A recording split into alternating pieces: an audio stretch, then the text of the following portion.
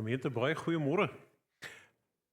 Ek het 'n vermoede dis die temperature hierdie wanneer Estiaan ook 'n slag 'n langmouhemp of 'n baadjie aangetrek het. Ek is nie seker of dit in Namibië ook gebeur nie, maar ek het so 'n vermoede.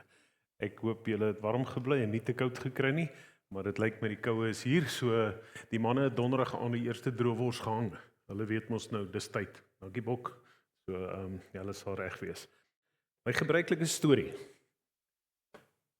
Hulle vertel van 'n dominee wat nuut in 'n gemeente begin. Toe hy nuut in die gemeente begin, kom hy die eerste Sondag en hy preek en almal is o en a oor die preek. En mooi, ons reg, moet so wees. Die volgende Sondag is dit 'n kwessie van hy preek dieselfde preek weer 'n keer oor. Die gemeente is half nou, wat gaan nou hier aan? Maar okay, hulle het nou ophef gemaak en gesê dis 'n goeie preek gewees. Dalk het die dominee besluit, dalk moet hulle dit nog 'n keer hoor. So hulle vat dit nou maar die derde Sondag, toe sy weer op dieselfde preek. En hulle dink nou nee, dit kan nou nie so werk nie. En van die ouens in die konsistorie is na die tyd bietjie besig met die dominee en vra vir hom, dominee nou, maar hoe nou, hoe so? Dat jy nou die derde Sondag na mekaar dieselfde preek. En die dominee reaksie was net, julle het nog nie gedoen wat ek sê in die preek nie. Dis nogal 'n ding om oor na te dink op 'n manier, né? So vanmôre, wanneer ons 'n preek gaan lees, 'n gedeelte gaan lees, gaan dit lees 'n preek van Paulus. En nou gaan ons kyk wat is die reaksie van die mense op Paulus se preek. En dalk die selfondersoekmoment vandag is, in terme van prediking, wat is jou reaksie op preke? Is dit net om te sê, dit was 'n goeie preek, 'n mooi preek, wat... Of dalk dis 'n swak preek, 'n treurige preek, die dominee te lank gepreek. Estiaan het ons altyd gesê, nee, mag oor enige iets preek, net nie oor 'n uur nie. Vanmôre definitief nie, want is nog kerkraad so gehad. Kom ons word stil. As ek rondom my kyk in die wêreld sien, ek sien nood en ek sien honger en ek sien seer. En ek vra, hoe gaan dit verander? Dan weet ek, U is in beheer. U wil my gebruik om 'n instrument in U hande te wees. Amen. Gemeente, genade, barmhartigheid en vrede is wat God vir ons gee wanneer hy ons vanoggend groet. Ons teksvers vanmôre, Handelinge hoofstuk 13. As jy wou oopmaak daar so lank, Handelinge hoofstuk 13. Ons gaan saam lees vanaf vers 13.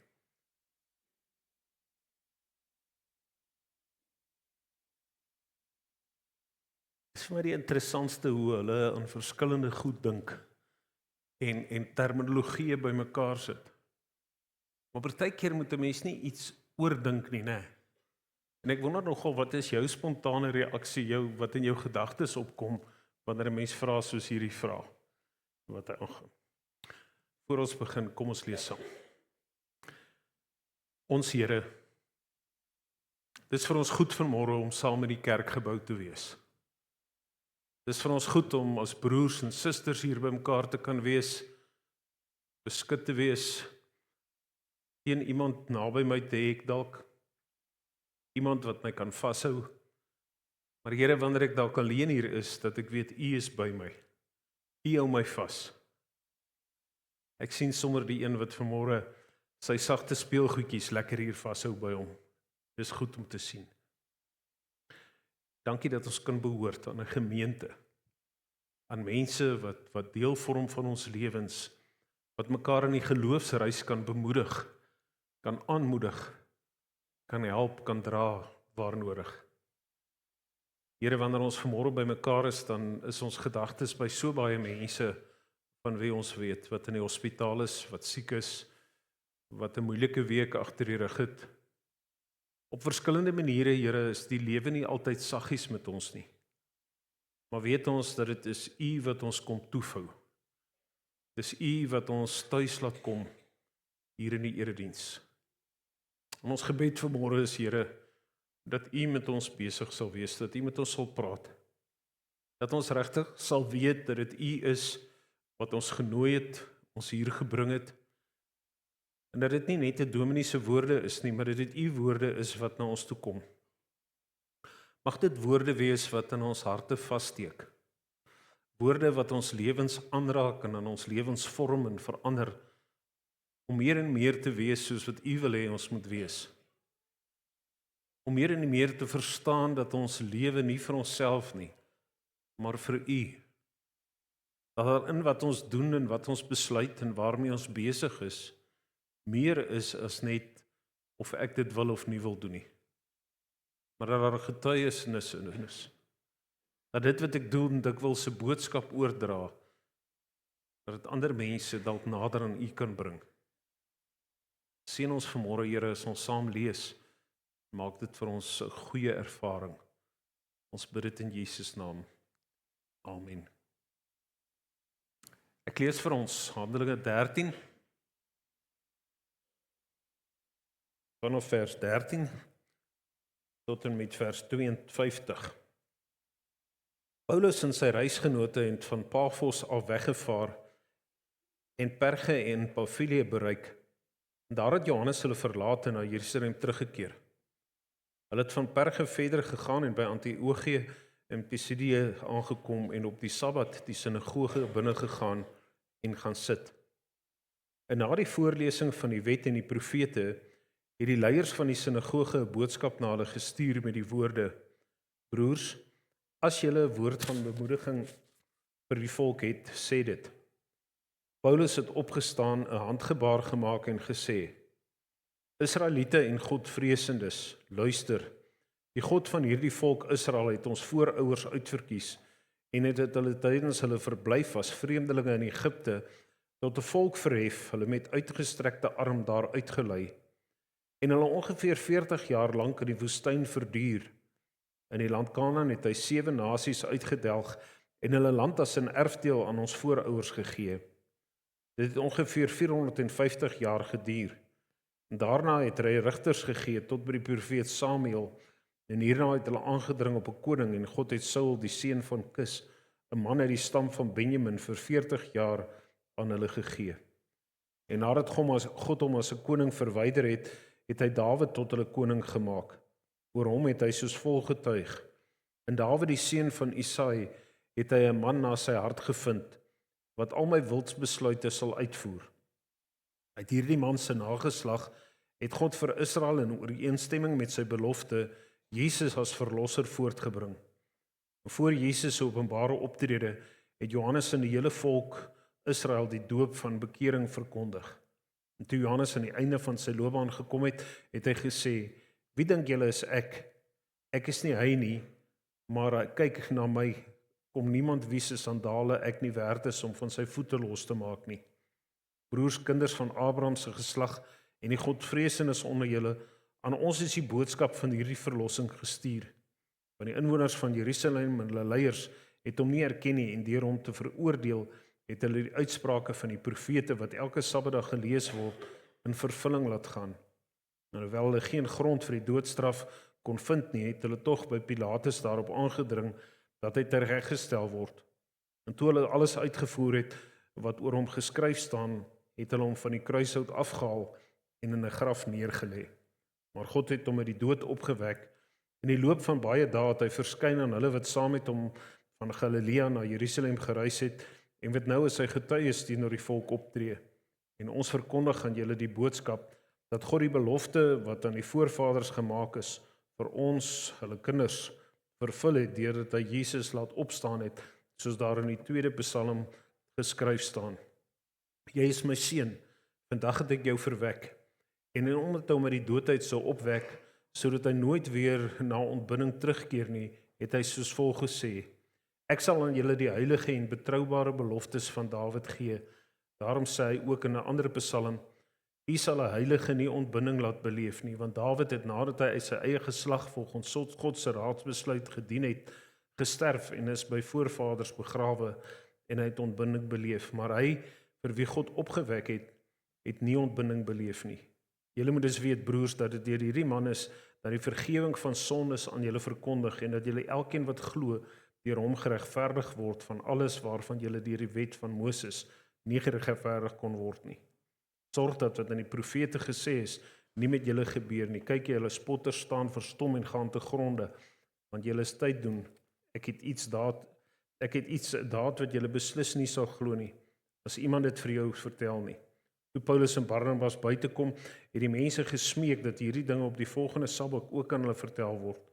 Toe die sinagoge verdaag het baie van die Jode en die godsdienstige proseliete Paulus en Barnabas gevolg, wat met hulle gepraat en hulle oortuig het, om die genade van God te bly leef. Die volgende Sabbat het byna die hele stad byeengekom om die woord van die Here te hoor. En toe die Jode die skare sien, is hulle vervul met naaiwer en het hulle dit wat Paulus gesê het teengestaan en belaster. Maar Paulus en Barnabas het prontuit vir hulle gesê, die woord van God moet eers aan julle verkondig word. Maar aangesien julle dit verwerp en julle nie die ewige lewe werd ag nie, kyk nou hoe wend ons na die heidene nasies. Want so het die Here dit aan ons opgedra. Ek het jou aangewys as 'n lig vir die nasies, sodat jy verlossing kan bring tot aan die uiteindes van die aarde. En toe die heidene dit hoor, was hulle bly en vol lof oor die woorde van die Here, en diegene wat vir die ewige lewe bestem was, het gelowig geword. Die woord van die Here het deur die hele landstreek versprei. Die Jode het egter die godsdienstige vroue uit die vooraanstaande kringe en ook die leiers van die stads aangehis, en hulle het vervolging teen Paulus en Barnabas omketen en uit hulle gebied verdryf. Hulle het toe die stof van hulle voete afgeskit as getuies teen die stad na die Ikonium vertrek. Die disippels is vervul met blydskap en met die Heilige Gees. Ek lees vir ons tot daarsaam. As ons sou herhaal, is daar 'n paar dingetjies wat ons kan herhaal. Vers 16. Paulus wat begin praat, hy word uitgenooi om te begin praat, sy hand wat hy wys aangeraak. En dan begin hy en hy vertel 'n verhaal. Die verhaal gaan aan en hy kom deur na die einde toe met dit wat staan, die disippels is vervul met blydskap en met die Heilige Gees. Daar's 'n vrou met die naam Gladys gewees. Daar's 'n fliek oor haar gemaak ook. Gladys was 'n huisbediende. Sy het in die begin van die 19de eeu geleef en later in Lawson 'n vriendin gehad, Janine Lawson, en hulle het in China gewerk. En in China het hulle evangelisasiewerk gedoen en besig gewees. Jy die fliek dalk in die hande kry, sou dit goed wees om te lees. Ek het nogal gewonder of die Lawsonstraat van ons Lawsonstraat is daar by die synode, of dit dalk 'n verband het met mekaar. Maar in elk geval, hierdie hele ding wat aangaan. So wat gebeur nou? Paulus kom, hy gaan in die Sondag, hy kom by die sinagoge. In die sinagoge word daar gelees uit die wette, die boekrolle uit, die mense is saam, die Ou Testament word gelees. En nou word daar vir hulle van die mense 'n boodskap gestuur en gevra, wil jy nie iets sê nie, wil jy nie preek nie? En dan amper onvoorbereid wil 'n mens maar sê, kry Paulus die geleentheid daar in die sinagoge om die evangelie te verkondig. Die kerk sit meestal vol Jode, baie min heidene, ongelowiges of wat nie uit die Joodse volk uitkom nie, wat wel in die kerk is. In die proses is hy eintlik besig om hierdie lang teksgedeelte na te kyk, is hy besig om die evangelie in 'n neutedop bymekaar te sit. Dis amper soos ons sal sê, hy vorm the big picture van hoe dit gebeur het. En hy vat die verhaal deur van hoe dit gekom het, hoe Jesus na aarde toe gekom het, hoe hy gekruisig is, hoe hy gesterf het en hoe hy begrawe is. En wanneer 'n mens dan onderliggend hieraan lees, dan lees jy iets daarvan dat hy op die ou end eintlik vir die Jode ook kom sê, maar julle was deel van hierdie rede hoekom hy gekruisig is. Julle was deel van die wat gesê het, kruisig hom. Al was hy onskuldig, al het Pontius Pilatus gesê, ek vind geen skuld in hierdie man nie. Die reaksie is 'n reaksie van Jode wat sê, maar hierdie interesseer ons. Hierdie stukkie wat die apostel Paulus nou hier vertel, is vir ons so, dat twee goed gebeur daar. Die eerste is dat hulle sê, maar volgende Sondag moet jy met ons verder kom praat, jy moet volgende Sondag weer kom praat. 'n Preek wat hulle aandag getrek het, wat vir hulle iets vertel het van gesê het van 'n goeie nuus, van 'n evangelie, wat hulle sê, maar hiervan wil ek meer hoor. Die tweede ding wat gebeur het, is dat party van hulle het selfs na die tyd met Paulus en Barnabas 'n verdere gesprek gehad, met hom gesels, en in die gesprekke het dit gebeur, dat daar van hulle heel moontlik tot geloof gekom het in die Here Jesus Christus. Vergifnis van sonde, en dat hulle die ewige lewe ontvang het.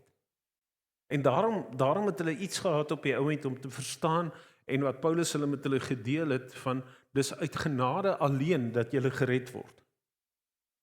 Nou, vir ons is hierdie evangelie baie bekend. Ons reaksie is min nog 'n reaksie van dat iewers in ons lewens ons nou by 'n punt kom dat ons tot bekering kom en dat ons vir mekaar as te ware sê, my lewe het nou verander. Ek het die Here vanmôre gevind in die erediens. By ons as gelowiges wat 'n lang pad met die Here loop, is dit amper soos 'n vormingsproses wat in ons lewens aan die gang is, dat die Here ons meer en meer maak soos wat ons behoort te wees. En hierdie meer en meer maak soos wat ons behoort te wees, is party van die prosesse in ons lewens dalk vinniger en ander stadiger. Maar die Here is besig ook in my en jou lewe om te vorm. Nou wat nou hier gebeur is, nou is die Sabbat verby, hulle is uit die sinagoge uit, hierdie gesprekke het plaasgevind. Maar nou is almal wat in die sinagoge was die Sondag is nou besig op verskillende plekke deur die week, besig om hulle werk te doen, besig om met hulle elke dag se besig wees aan te gaan. En die mense praat. Die mense praat met mekaar, die mense vertel persoonlike verhale van wat hulle beleef het en wat met hulle gebeur het, wat hulle ervaring was, wat hulle gehoor het wat Paulus sê, en hoe fenomenaal dikwels dat jy dieselfde boodskap hoor, maar mense verskillende reaksies daarop het. En soos hierdie nuus uitsprei, gebeur dit dat die volgende Sondag die sinagoge stampvol is, maar hierdie slag nie net Jode nie, maar ook heidene, wat nie tradisioneel Jode was nie. En nou is hier 'n nuwe reaksie wat kom. Hierdie Jode is soort van nou bedreig. Hier is dan nou meer heidene in hierdie diens, in hierdie sinagoge, as wat kom. Party is dan nou bly, want hier's mense wat nog nie die evangelie gehoor het nie, wat nou die evangelie gaan hoor. Maar ander voel bedreig en sê nee, ek sien nie hiervoor kans nie. Nou Gladys, wat dan nou in China werk, daar betrokke is haar hele lewe lank, nadat sy later leer lees het en leer skryf het, deur 'n oorlog is en al wat 'n ding is beleef het. Is een van die strategieë wat sy gehad het in haar bediening is om 'n herberg te open. Nou mense kan 'n herberg amper beskryf soos vandag se gastehuise, 'n plek waar mense dan nou oornag het. En in hierdie proses het sy hierdie herberg 'n baie interessante naam gegee. In Engels, the Inn of the Sixth Happiness. The sixth, die plek van die 6de geluk. Nou, hoekom het sy dit gedoen? In die Chinese kultuur en hulle verstaan was daar 5 goed wat nodig was om regtig gelukkig te wees. Hulle noem dit die volgende, en dis nogal interessant om na te luister. Die Chinese het gepraat van welvaart, 'n lang lewe, gesondheid, deugsaamheid en 'n vredevolle dood. Ek herhaal dit gou-gou weer. Welvaart, 'n lang lewe, gesondheid, deugsaamheid en 'n vredevolle dood op 'n hoë ouderdom. Nou wat is die vangplek? Dis 5 deugde en sy sê van die 6.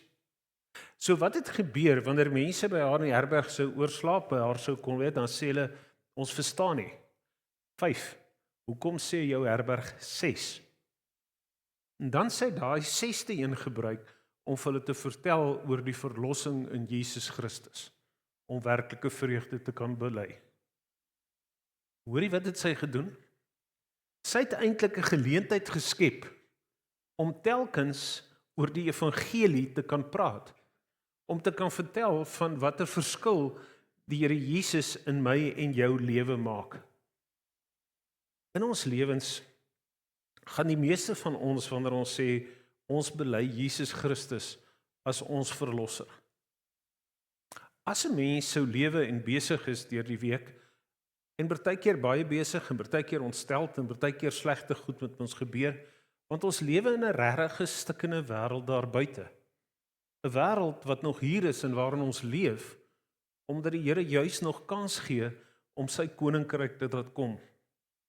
En is my en jou getuienis lewenswêreld, ons getuienis wat ons elke dag lewer, ons manier van optree wat help om hierdie koninkryk te laat kom, die wederkoms te laat gebeur, of nog verder uit te stel dalk.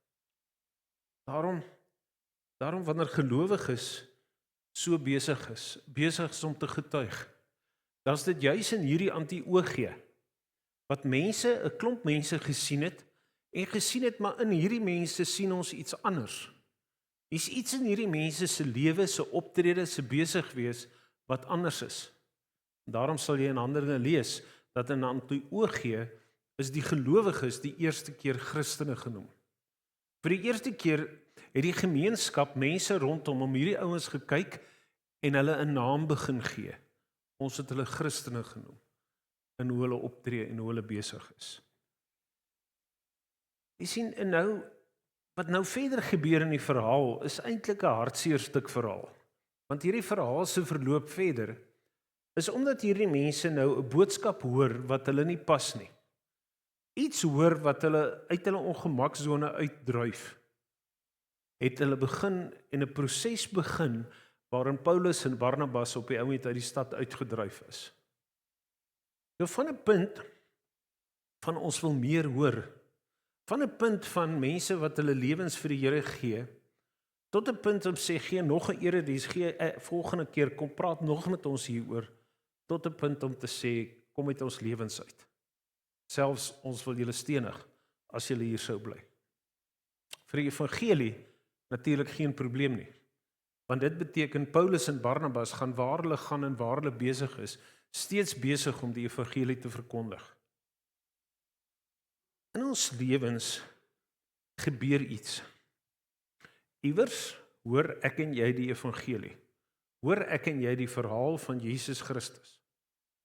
En ons was soos goeie grond waarin die saad kon val en ontkiem.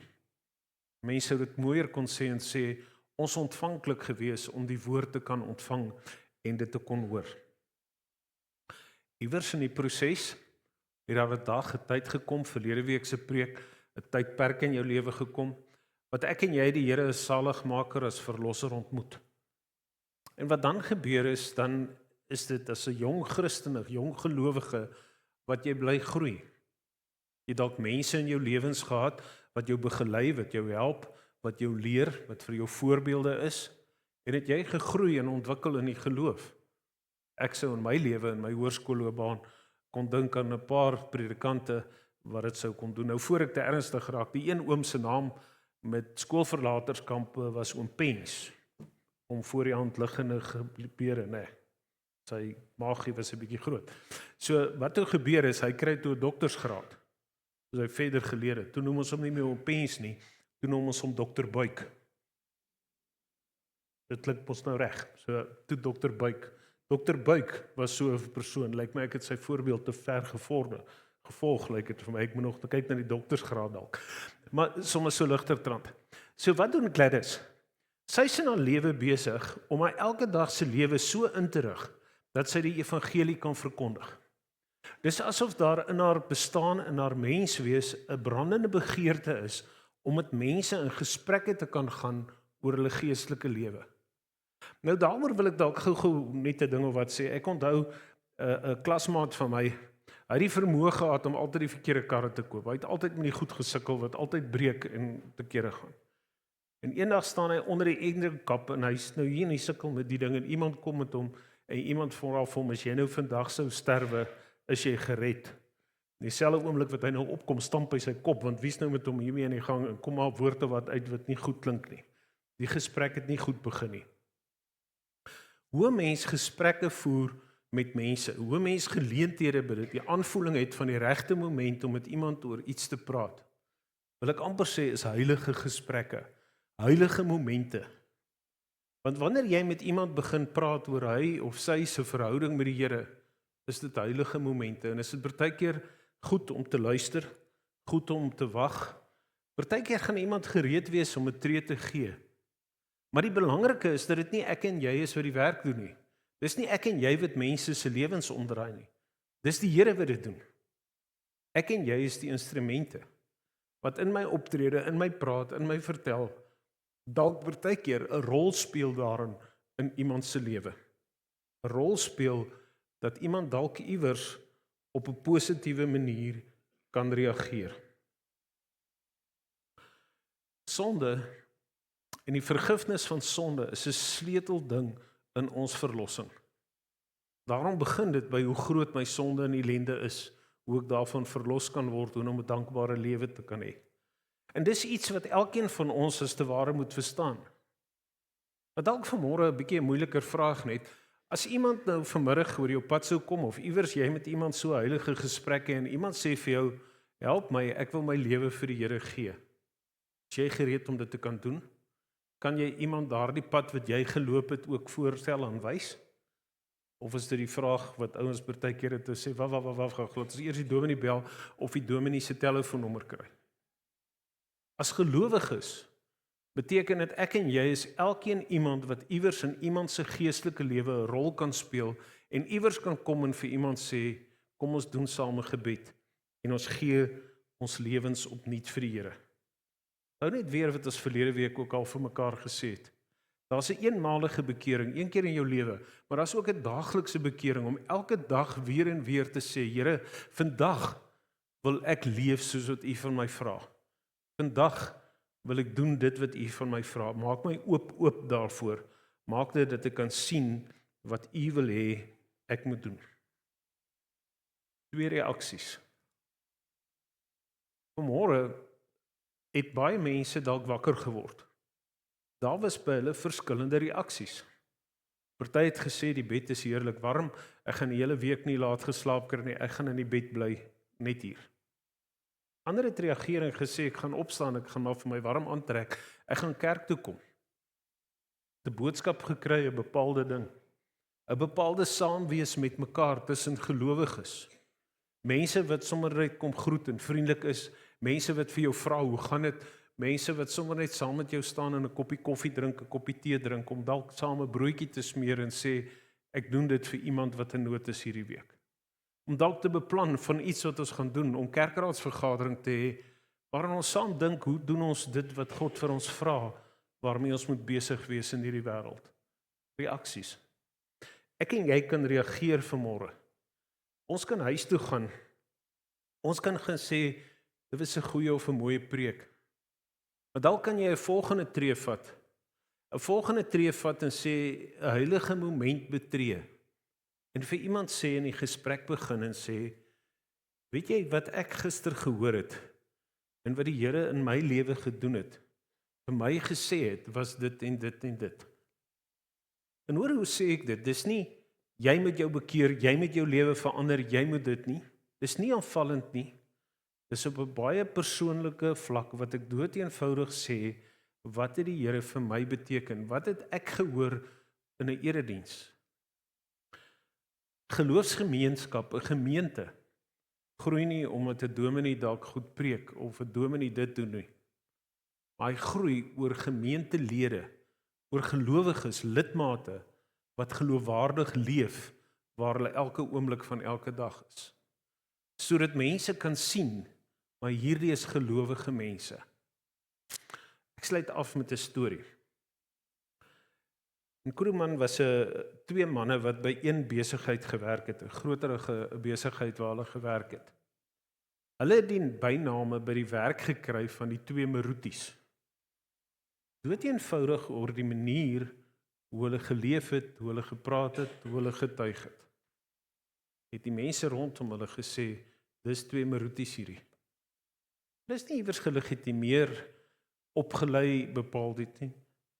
Hulle lewe was net 'n getuienis van wat die Here Jesus in hulle lewens gedoen het.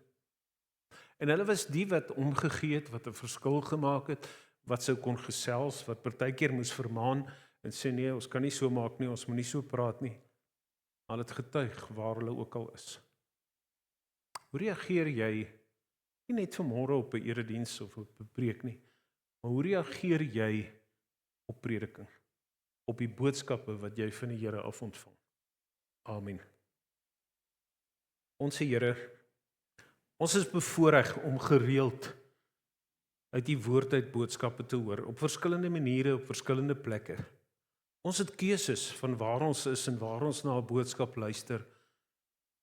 Dalk maak dit dat ons juis luister iewers waar dit my pas en waar dit vir my gemaklik is. Ek hou daarvan dalk partykeer, Here, om kerk toe te kom, om 'n boodskap te hoor, maar om dan te kan huis toe gaan en 'n lae profiel te handhaaf. Maar wanneer U ons roep en vra dat ons moet getuig, dat ons moet praat, dat ons iets moet sê, maak ons harte vol.